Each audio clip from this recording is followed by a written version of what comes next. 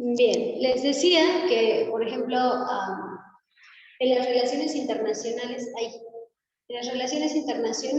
por ejemplo, México o el presidente de la República estaba, o más bien regaló, no me acuerdo cuántos millones de vacunas a otro país que tenía o que tiene pues, bajos recursos. Así como, por ejemplo, Estados Unidos nos dio a nosotros cierto número de vacunas. Entonces, aquí también las ciencias políticas pues estudian estas relaciones internacionales, ¿de acuerdo? Bien.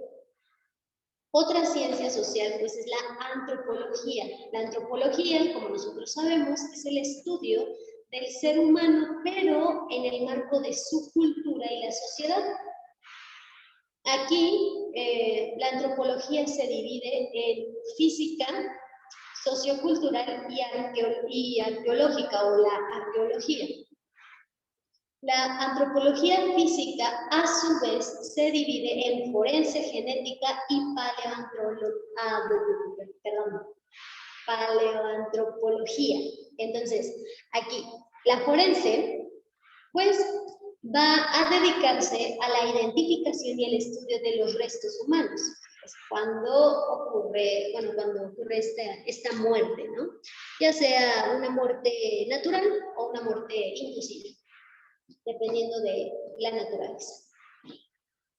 La antropología física genética va a estudiar la evolución de las especies. ¿A partir de qué? A partir del ADN.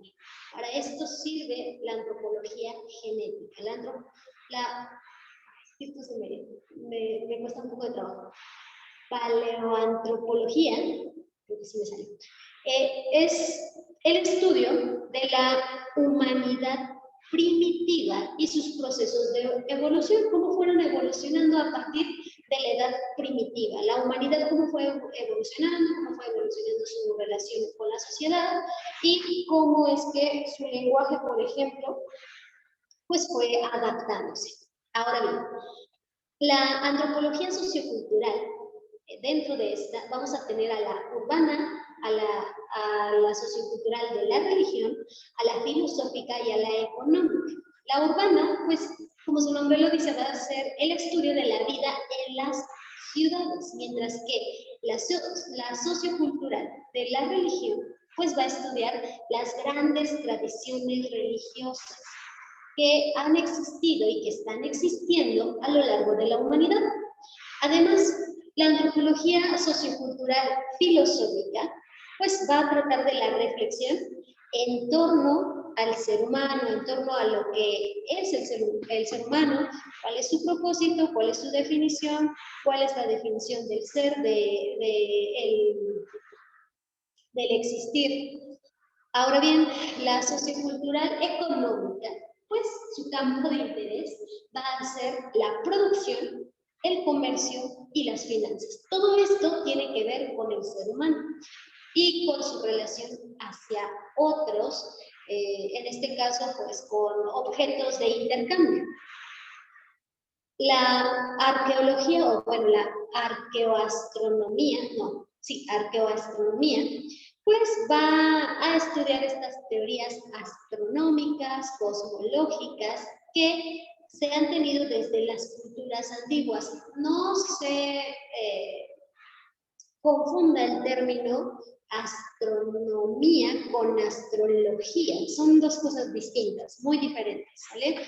La astronomía pues va a ser este estudio del cosmos, del espacio, de los planetas, de las estrellas, de las constelaciones, del universo, de cómo se creó, de cómo está evolucionando, de cómo está avanzando y de las teorías de cómo podría terminar. Eso es la astronomía. Mientras que la astrología, bueno, ya eso pues es lo de los horóscopos y estas cuestiones que cada quien sus creencias, pero son dos cosas muy diferentes, ¿sale? La astrología no es una ciencia, la astronomía sí, ¿de acuerdo?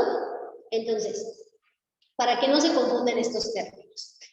Ahora bien, la arqueología subacuática se va a adaptar a entornos acuáticos. ¿Para qué? Pues para ejercer la arqueología. Por ejemplo, las ciudades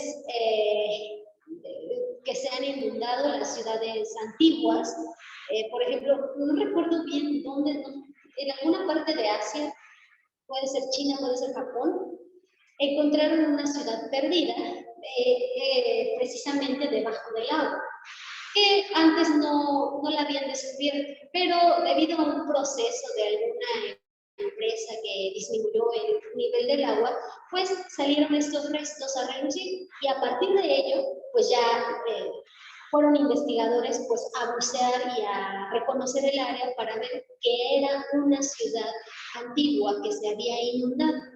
Entonces ahí podemos ver esta arqueología subacuática. También la arqueología evolucionista, que consiste en pues la mirada interdisciplinaria del origen de los modos de socialización. ¿Cómo es que se relacionaban las personas antiguamente? ¿Cómo es que, por ejemplo, cómo eran las costumbres, las tradiciones, y cómo estas han evolucionado con el paso del tiempo hasta ser lo que son ahora? ¿Vale? Esa es la arqueología evolucionista. Bien, de ahí nos vamos con la historia. La historia, pues va a ser este estudio de los conocimientos, de los acontecimientos que son pasados y que tienen que ver con el hombre y con la sociedad. Recordemos que todo esto que estamos viendo, pues se asocia o tiene que ver con el hombre y con la sociedad y cómo es su relación en la sociedad. Así que la historia pues va a estar dada por un historiador. Este historiador va a estudiar los procesos sociales y las diversas etapas históricas por las que la humanidad ha transitado y cómo se han relacionado entre sí. Además, estos historiadores se dividen en dos. Pueden ser objetivistas o subjetivistas. Los objetivistas dicen que el hecho histórico existe independientemente del historiador, es decir, el historiador puede percibir y comprender el hecho tal y como sucedió, así, objetivo, directo, mientras que los subjetivistas dicen o aseguran que el hecho histórico existe únicamente gracias a la comprensión y percepción del historiador, es decir, que es inevitable que el hecho se ve afectado por la subjetividad del historiador. Así que en la parte subjetiva o los subjetivistas, ellos interpretan la historia, mientras que los objetivistas simple y sencillamente dan los datos de la historia tal como sucedió sin intervenir su subjetividad o su percepción. ¿Vale? Es esta la diferencia de historiadores. Hasta aquí, ¿hay alguna duda? ¿Hay alguna pregunta? Sí, ¿no? ¿Ninguna? ¿Pocas? No, ninguna, profe, gracias. Ok, Lalo, Esdras, Luis Ángel, ¿dudas, preguntas? No. No, ni una. Vale. Ahora, la sociología. La sociología, pues ya dijimos, estudia al hombre, sí, pero lo estudia en sociedad. También estudia las organizaciones y las estructuras sociales. Es por eso que estamos hablando de sociología. Ahora, esta sociología va a tener el funcionalismo o va a basarse en el funcionalismo. Es decir, lo que ocurre en la parte del sistema social va a afectar al conglomerado social directamente. Todo lo que ocurre en una sociedad afecta a esa misma sociedad. Ese es el funcionalismo. Todo lo que ocurre en la sociedad afecta a la misma sociedad. En la teoría del conflicto es el estudio de las estructuras y las instituciones sociales bajo el principio de que la sociedad va a tener dos perfiles, el conflicto y el consenso. Sí va a tener problemas dentro de la sociedad, sí surgen problemas, sí surgen diferencias de pensamiento, sí surgen conflictos, pero siempre va a haber la parte del consenso. ¿Para qué? Pues para mediar estas diferencias y así tener una convivencia más sana y pacífica dentro de la sociedad. Ahora bien, dentro de la sociología tenemos al interaccionismo simbólico. El interaccionismo simbólico es la capacidad del pensamiento humano que se modela por la interacción social. ¿Qué es lo que mencionábamos, no? Que nosotros sí tenemos parte, o nuestro pensamiento sí está dictado por nosotros, pero también somos lo que nos han formado o lo que nos han inculcado. Este es el interaccionismo simbólico. Nuestro pensamiento está modelado por la interacción social. La sociología comprensiva va a interpretar los significados de la acción social para poder explicar pues su desarrollo y sus efectos. Recordemos que la acción social es aquella que va a beneficiar a un grupo de la sociedad y que además va a afectar a los individuos para crear alguna institución, algún cuerpo que beneficie o que sea de beneficio. Entonces, esta sociología comprensiva va a explicar el desarrollo de dichas acciones sociales para comprender cuál es su efecto en la sociedad. La teoría crítica van a ser estas ideas que proponen un cambio radical en la sociedad. Por ejemplo, actualmente tenemos algunos cambios radicales, como puede ser el feminismo, que si bien no es, digámoslo así, no es actual, ha tenido más auge en la actualidad. ¿Por qué? Porque desde antes se ha venido manejando este feminismo, obviamente no con la fuerza de ahora, pero sí se ha venido manejando para llegar hasta este momento, hasta este instante en el que toma más fuerza, ¿vale? Entonces, ese sería un cambio radical en la sociedad. O, por ejemplo, el tema del matrimonio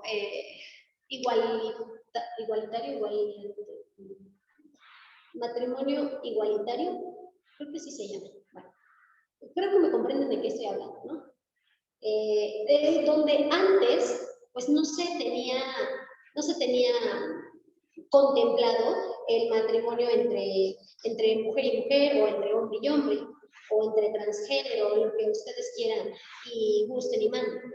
No se tenía esta parte, pero ahora este cambio drástico, este cambio radical de la sociedad, pues ha venido a traer como consecuencia pues esta aprobación de la ley para un matrimonio igualitario, por ejemplo, ¿no? Entonces aquí tenemos otro de esos ejemplos. Hasta aquí, ¿hay alguna duda? ¿Hay alguna pregunta? Solo una, profe. Dígame. ¿Qué es el término consenso? El conflicto sí es como, pero el consenso, ¿qué significa? Llegar a un acuerdo acerca de ese conflicto, para no hacerlo más grande y para que ambas partes pues tengan este común acuerdo y se vean beneficiados. Ok, perfecto. Muchas gracias. Ok. ¿Alguna otra duda o pregunta? ¿No? ¿Ninguna? ¿Todo bien? ¿No? Vale. Y ahora vamos con los antecedentes históricos de las ciencias sociales. Tenemos, primero y antes que nada, pues las interpretaciones. Recordemos que desde la antigüedad siempre han venido a surgir estas interpretaciones, las cuales son las respuestas a las dudas del ser humano acerca de sí mismo.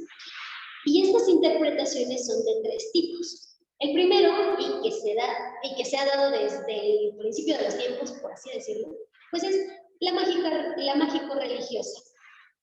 Esta interpretación es donde el hombre reacciona con temor y con asombro ante pues, los fenómenos naturales, las manifestaciones de la naturaleza, Y pues aquí en la mágico-religiosa se han creado deidades, se han creado mitos, leyendas, en donde se explican diversos fenómenos. Se avanza del politeísmo, donde se adoraban a varios dioses, al monoteísmo, donde solamente se adora a un solo dios. ¿Vale? Aquí, dentro de las interpretaciones, también viene la artística, que es otra forma de captar la realidad. Y yo les puse el ejemplo de la pintura de Van Gogh, en donde, pues, la realidad la captaba de manera diferente, aunque hay un planeta en donde sí se ve así el cielo. No recuerdo dónde qué planeta hay, pero sí se ve así el cielo, solo que es otro planeta. Sin embargo, esta particularidad de la interpretación de la realidad tiene que ver con la interpretación artística. Aquí se contesta con el placer estético. Se contesta el quién soy, a dónde voy, mi propósito. Todas estas preguntas que se hace el ser humano acerca de sí mismo se dan o les tratamos de dar respuesta a través del arte. Otra interpretación, pues, es la científica. Esta interpretación ya vimos que es objetiva, es racional y es sistematizada, ¿vale?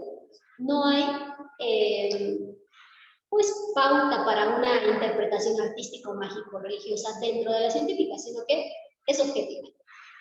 Estos son los tres tipos de interpretaciones. Ahora bien, vamos a hablar de Platón, Aristóteles y Thomas Hobbes. Platón hace una reflexión acerca de lo que debilita y fortalece al Estado, siendo la unidad social aquello que lo fortalece. Recordemos que la sociedad es la que hace al Estado. Entonces, Platón propone que las mujeres y los niños sean propiedad de la comunidad. ¿Para qué? Para que los individuos, en este caso serían los hombres, antes se creía que los únicos individuos, pues eran los hombres, los únicos que contaban en la sociedad eran los hombres. Entonces, por ello, Platón proponía que tanto las mujeres como los niños fuesen propiedad de la comunidad. ¿Para qué? Para que los hombres tuvieran interés en cuanto a su mantenimiento, en cuanto a su desarrollo, y así se lograra disminuir los conflictos sociales. Esa era su propuesta, la propuesta de Platón. Ahora, Platón menciona la mentira soberana. ¿Qué es la mentira soberana? La mentira soberana es la existencia de las clases sociales. Los gobernantes van a tener partículas de oro en las venas, es decir, los gobernantes son insustituibles. Pero la clase guerrera, que tiene partículas de plata, van a ser altamente valiosos, mientras que la gente común, que tiene partículas de plomo y de bronce, son totalmente irreemplazables. Esto es lo que mencionaba Platón. Ahora, Aristóteles dice o decía que el hombre es un ser político por naturaleza. Para él, el hombre ideal es el ciudadano, y el ciudadano es aquel que tiene derecho para participar en las decisiones políticas de la sociedad, además de ser autosuficiente e independiente. También Aristóteles decía que la sociedad debería ser el mecanismo encargado de favorecer el crecimiento libre y soberano. Pero, bueno, para todos, exceptuando a los esclavos. Los esclavos no eran considerados ciudadanos debido a su condición. Ahora, Thomas Hobbes dice que el Estado ha sido creado por el mismo ser humano. Así que él menciona que el Estado es un monstruo artificial que, primero, puede garantizar la paz y la defensa, pero pues también puede llegar a tener ciertos conflictos. Contradice la idea de que la sociedad surge como consecuencia de la intervención divina, es decir, Para Thomas Hobbes, la sociedad no era una creación del cielo, una creación de los seres creados de manera divina, sino que los mismos seres humanos eran los responsables de crear sus propias instituciones. Es por eso que decía que el Estado era un monstruo artificial creado por el mismo ser humano. Ahora bien, los seres sociales y pensantes van a ceder sus derechos personales a un solo individuo que tiene la capacidad y que tiene la obligación de buscar el bien de la colectividad. ¿Para qué? Para que transforme a un ser irracional en un ser social y político.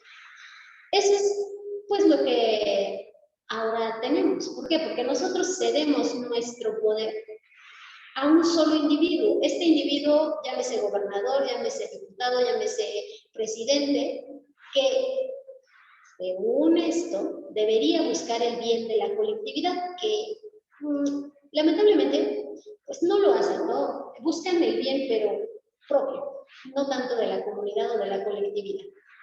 Pero bueno, ese es otro tema. El punto es que para Thomas Hobbes eso era ser un ser social y político. Hasta aquí, ¿hay alguna duda? ¿Hay alguna pregunta? No, ninguna. ¿No? ¿Segurísimos? ¿Preguntas, dudas? ¿No? ¿Ninguna? Ninguna. No, ni una. Ok, entonces. También, para las ciencias sociales viene la revolución científica. Dentro de la revolución científica vamos a ver estos cambios astronómicos y de pensamiento científico. Los cambios astronómicos vienen dados por, o más bien, pues fueron estudiados y fueron propuestos por Nicolás Copérnico, Johannes Kepler y Galileo Galilei, mientras que el pensamiento científico pasó de ser el precientífico que comenzaba a cuestionarse los sucesos de su medio, porque antes recordemos que únicamente se tenía el conocimiento religioso y era el único aceptado. Si alguien decía algo contrario a la religión, pues era decapitado, era mutilado, era puesto a expensas de la Santa Inquisición, ¿no? Era torturado. ¿Por qué? Por decir algo contrario a lo que se creía. Ese es el precientífico, el empezar a cuestionarse acerca de si lo que se está enseñando es verdad o no. El método científico da inicio a las nuevas ciencias de estudio. Por ejemplo, la matemática, la geografía, la física, la astronomía. El método científico dio inicio a estas nuevas ciencias. De ahí pasamos al pensamiento moderno. El pensamiento moderno viene dado por el racionalismo y el empirismo. Recordemos que el empirismo da prioridad a la experiencia y al método experimental, es decir, la observación, la inducción, el análisis. Recordemos que para el empirismo se necesita la experiencia, esa es la base del empirismo. La razón es empírica cuando los hechos son comprobables y se desarrolla en un plano práctico, es decir, se puede experimentar, se puede observar, se puede tocar, lo podemos ver, sentir con todos nuestros sentidos. El pensamiento moderno del racionalismo, aquí dijimos que su prioridad o lo principal en este método, en este pensamiento, pues es la razón y el método racional. Aquí se basa en la razón, en el razonamiento, en el propio yo. La razón es matemática y se desarrolla en un plano teórico, es decir, el pensamiento abstracto, acuérdense, que era esta parte de lo abstracto. Ahora bien, los cambios astronómicos dijimos que vienen dados por Nicolás Copérnico, por Johannes Kepler y por Galileo Galilei. Nicolás Copérnico reemplazó el geocentrismo por el heliocentrismo. Antes, recordemos que se creía que la Tierra era el centro del universo, el centro de todo lo creado y habido y por haber. Entonces, que alrededor de la Tierra giraban las estrellas, el Sol, la Luna, los otros planetas, todo.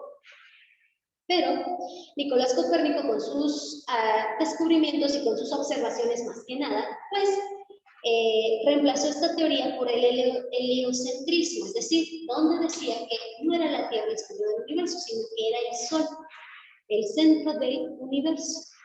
Pero ahora sabemos que no es el centro del universo, sino que el Sol solamente es el centro de nuestro sistema planetario y que nosotros no somos los únicos, sino que hay más planetas, hay más centros planetários, hay más sistemas planetarios, hay más galaxias, hay más y más y más de lo que nosotros aún no conocemos. Que estamos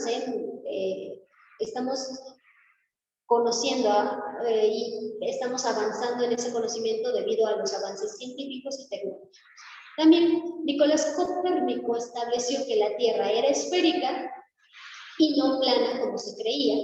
La Tierra presentaba, o estableció que la Tierra presentaba un movimiento giratorio sobre su propio eje y que el universo es finito y esférico. Para Nicolás Copérnico, el universo sí tenía un fin y además era esférico. Eso es lo que él pudo deducir hasta ese momento. Johannes Kepler sostuvo que el Sol sería el cuerpo celeste más importante del universo. Ahora sabemos que no. Johannes Kepler dio a conocer las velocidades tanto de desplazamiento como las velocidades de desplazamiento, pero también las distancias de cada planeta con respecto al Sol. Estableció las leyes del movimiento de los planetas. Galileo Galilei descubrió pues los satélites de Júpiter y las manchas solares, de lo cual hablábamos en geografía. Aquí reafirmó que la Tierra no era el centro del universo, lo que había dicho Nicolás Copérnico anteriormente. Estableció que la superficie lunar pues no era lisa, instauró que la galaxia era una agrupación de miles de estrellas. Es ahí donde empezaron a venir todos estos descubrimientos astronómicos que pues tiraban ciertas teorías que antes se creían. Con ello, ahora, así como la revolución, así como la revolución científica, vino también la revolución industrial. La revolución industrial, pues, transforma a las antiguas sociedades agrarias y significa una expansión industrial. Pero la revolución industrial necesitaba una revolución agrícola. Ahora, así como transformó las antiguas sociedades agrarias, que se caracterizaban por una baja productividad, que era típica de las relaciones feudales, dirigidas ¿a qué? Pues al autoconsumo. Es decir, solamente era para nosotros mismos, por ejemplo. Si yo producía queso, solamente era para el consumo de mi casa y ya. Es por eso que había una baja productividad. Pero aquí, la revolución agrícola, se produce la revolución agrícola que acaba con las relaciones feudales. La revolución agrícola produce y provoca un aumento de producción, produce un aumento de producción, valga la redundancia, lo cual provoca un aumento de población. ¿Por qué?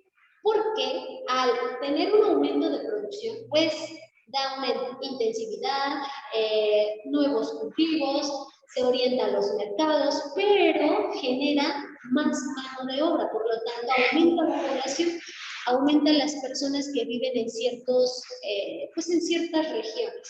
¿Para qué? Pues para esa mano de obra que se necesitaba.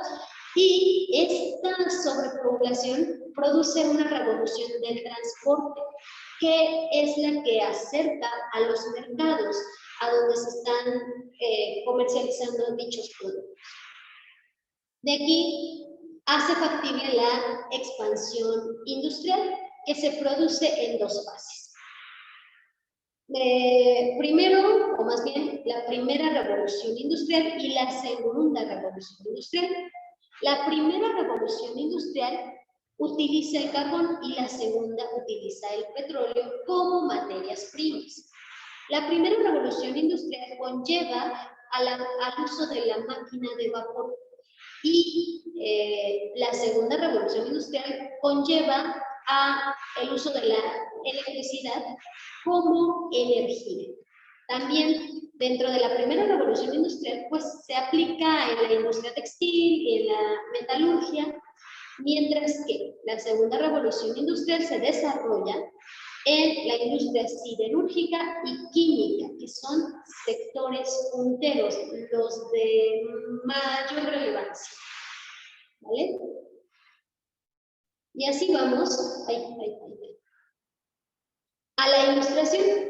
La ilustración tiene como, o más bien, la ilustración es causada por los cambios socioeconómicos, por el avance científico y técnico. Es donde viene el boom del conocimiento científico, el boom del avance tecnológico, el boom del cambio socioeconómico. Aquí, esta ilustración es el movimiento intelectual y científico del siglo XVIII, que pretende, pues sí, ilustrar a la sociedad mediante la difusión de las artes, de la técnica, del pensamiento. Aquí, bueno, pues utilizan la historia como progreso, utilizan la razón, la visión crítica de la realidad, rechazan la revelación divina y la tradición. Es por primera vez que se rechaza por ejemplo, la Iglesia. Y aquí los pensadores británicos, los ilustrados franceses y los economistas son los que representan la ilustración. ¿Por qué? Porque los pensadores británicos sostienen que la sociedad es un contrato voluntario entre los individuos, por lo que el mejor sistema político es el que proporciona mayor felicidad a un mayor número de individuos, pudiendo ser una monarquía absoluta o una monarquía limitada.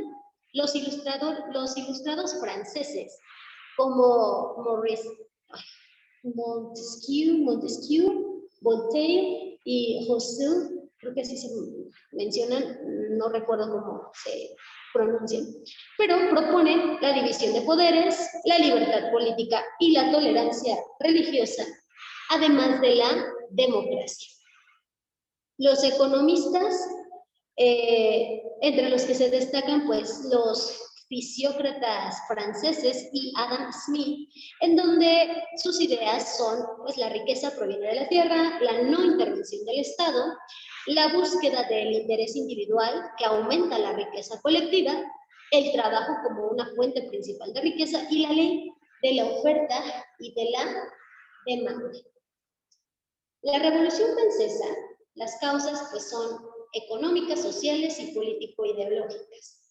En las económicas, pues sabemos, es el déficit, la crisis, la subida de precios, los sociales, la oposición de los privilegios a la reforma fiscal, el deseo de la burguesía de acceder al poder, las clases populares como fuerza de choque.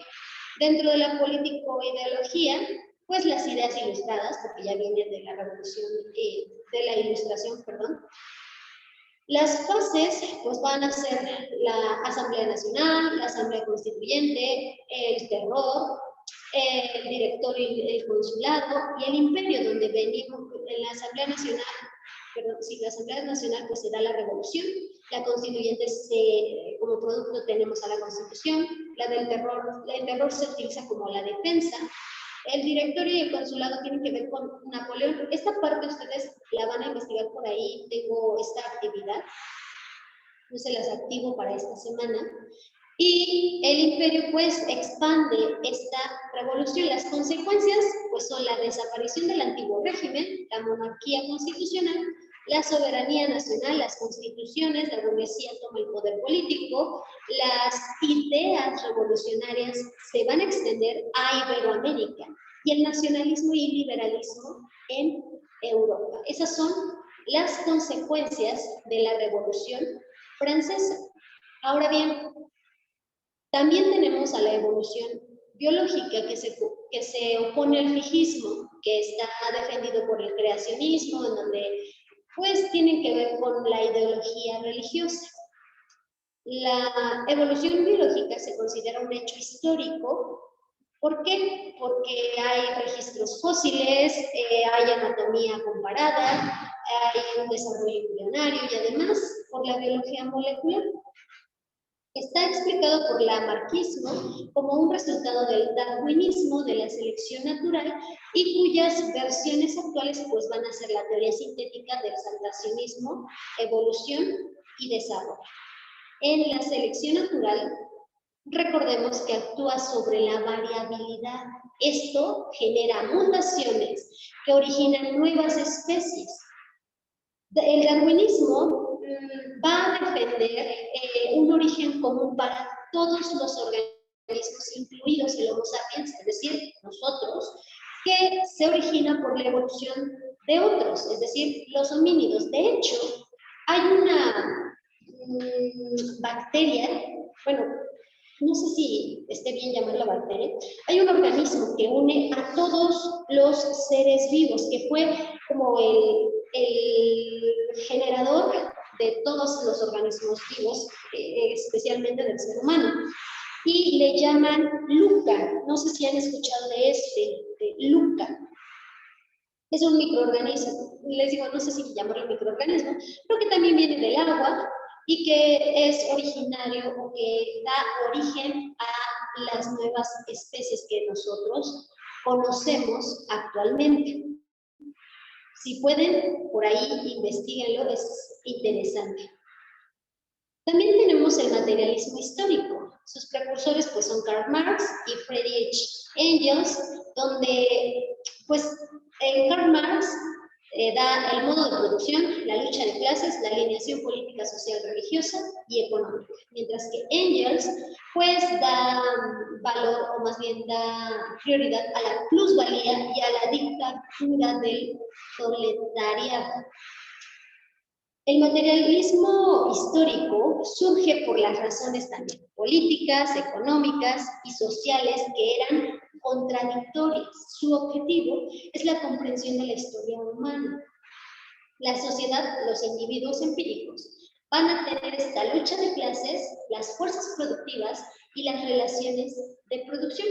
Sus medios de producción van a dar esta plusvalía y este plus trabajo. La plusvalía que hasta ahora tenemos, por ejemplo, donde un terreno, una casa adquiere un mayor valor con respecto al tiempo y con respecto a las mejoras que se le añaden.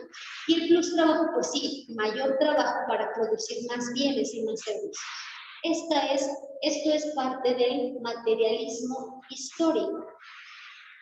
Ahora también tenemos el Tratado de Libre Comercio de América del Norte, que es el TLCAN, que ya cambió su forma de ser, ya cambió hasta su nombre.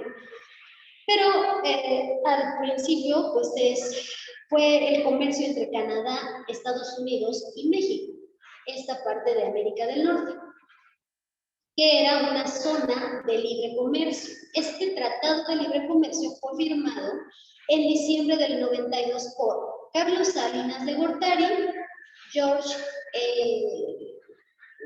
Bush y Brian Mulroney, no sé cómo se pronuncia esta parte de aquí. Bueno, el presidente de Canadá. Este Tratado de Libre Comercio entró en vigor en enero del 94. Entre el 93 y el 2007, el comercio se triplicó de 297 mil millones de pesos a 930 mil millones. Eso fue un gran avance pues, para el comercio, sobre todo de estos tres países.